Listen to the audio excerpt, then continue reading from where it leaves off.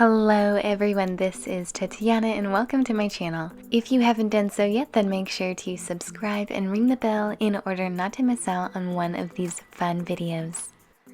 Today I had an idea and decided to complete a super long manicure on myself. But in order not to spend the entire day, I will do just one nail. It's been forever since I've done super long experimental nails, so let's see how this goes.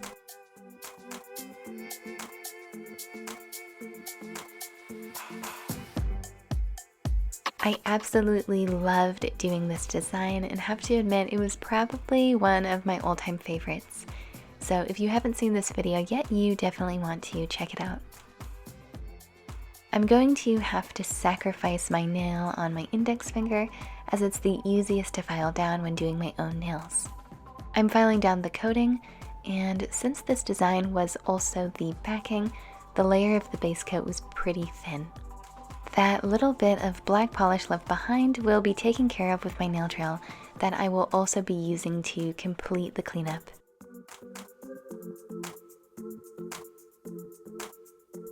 Even though I cleaned my hands and thoroughly dehydrated them, the nail bit is still getting clogged. The fastest way to clean it up is with the soft side of a buffer, the side with no abrasion.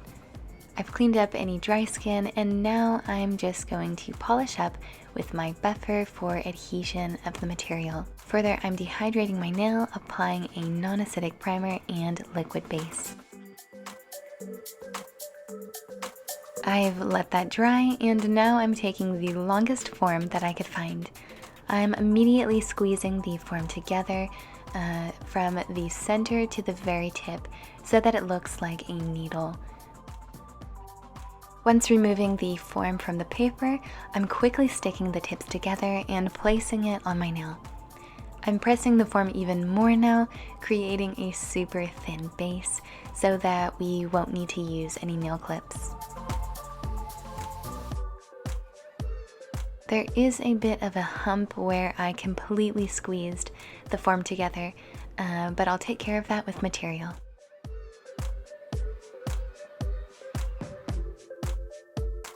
Now I'm making sure that the form is sitting evenly and that the line continues straight throughout the entire nail. Any kind of slight curve with this kind of length will be super noticeable, so we do want to make sure that everything is sitting perfectly. Further, I'm taking a polygel, applying it directly to my nail, and with my brush smoothly spreading it out from the cuticle area to the nail form.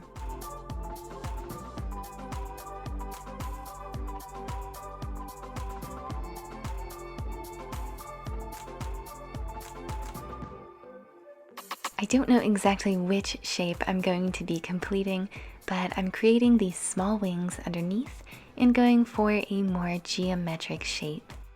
It can be difficult when doing this kind of freestyle design, just to know how much product to use and how to spread it out all evenly, but the main thing is to make sure that everything is nice and symmetrical, and to pay attention to where the gel is going.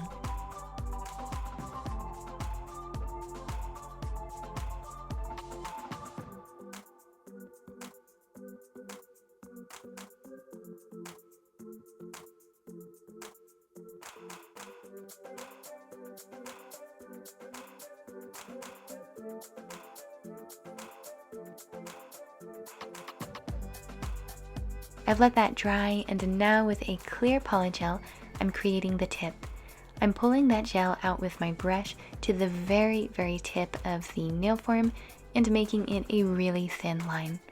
I'm making sure the tip is thin without any material on the sides in order to avoid excess filing. I'm letting all of that dry underneath the lamp and further removing the form. I'm pulling it off from underneath and not from the sides, otherwise we could accidentally break the tip. And here it is. You all will have to help me with naming this new and unusual nail shape.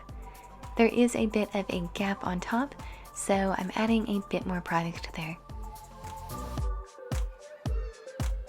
Now with my nail file, will I file a straight line from the point of growth to the very end of my nail. I'm holding the nail file evenly.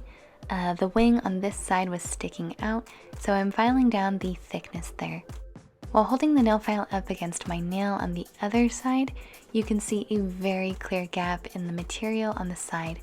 Therefore, I will need to add some product there because the gap is far too noticeable. Further, I am filing down the material on top just by laying the nail file there evenly from the apex to the tip. We want all of the lines to come together on top of the arch, not leaving any edges or unevenness.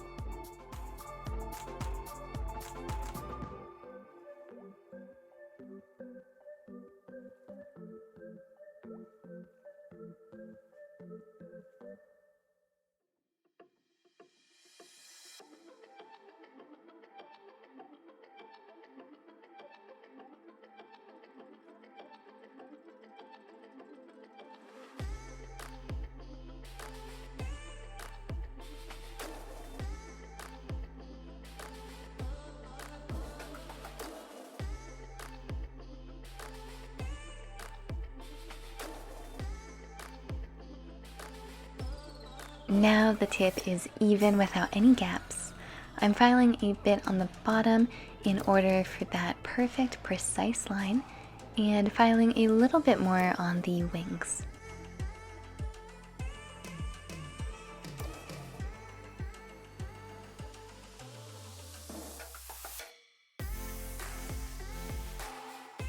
I've finished with the shape, and I must say I am really happy with it. When looking at it from the side, I can't help but think of a swordfish. My goal with this shape was to create an almost optical illusion, appearing as a simple stiletto from above, but once turned to its side, you can see this super unique and just creative shape. I want to emphasize this effect by drawing an outline of a triangle in a black gel paint and filling it in.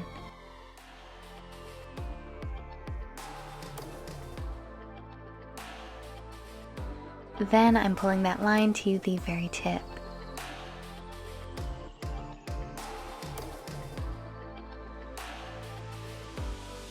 I'm now going with some color and using this beautiful vibrant orange on the sides, after of course drying the black.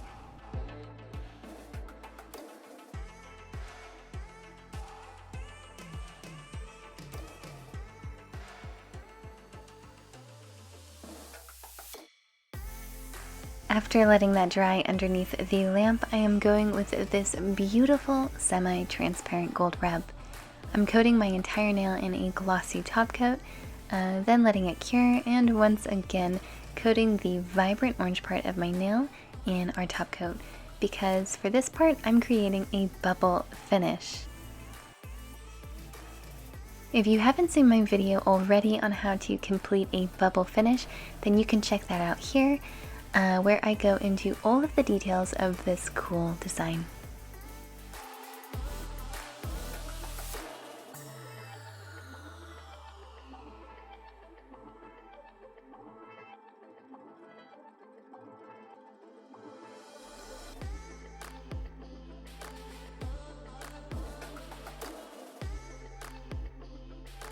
I've let everything cure underneath the lamp, and if there is any roughness after the bubble effect, that can be simply taken care of with a buffer. However, that's not all for today. I got these thin carbide bits not long ago, and I've been wanting to use them. They are specifically designed for filing shapes. So I'm taking my nail drill and creating a hole right through my nail. For this, a thin, harsh carbide bit was exactly what I needed. It did go through quite quickly and abruptly, but my nail was fine and my hand.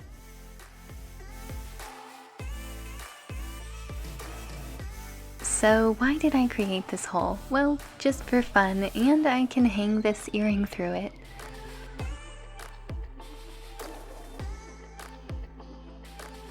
I really did have so much fun creating this unique and creative design. I hope you all enjoyed it too, and if you liked this video then please give it a big thumbs up, and until next time.